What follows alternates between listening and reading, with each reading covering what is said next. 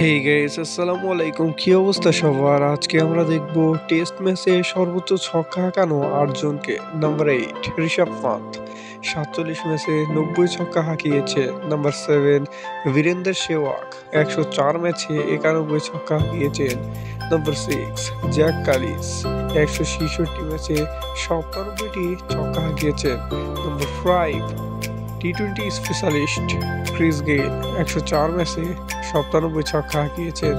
Number 4 Tim Southee ১০৭ ম্যাচে ৯৭ ছক্কা হাঁকিয়েছেন। Number 3 Adam Gilchrist old is gold ৯৭ বলে ১০০ ছক্কা হাঁকিয়েছেন।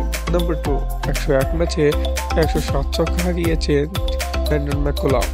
নাম্বার 1 বেন স্টোকস বর্তমান জেনারেশনে সবচেয়ে ভালো অলরাউন্ডার, এই টপার অলরাউন্ডার, ইংলিশ অলরাউন্ডার ১১৫ ম্যাচে ১৩৬ ছক্কা হাঁকিয়েছে। আরও এই ধরনের ভিডিও পেতে সাবস্ক্রাইব করুন। ধন্যবাদ।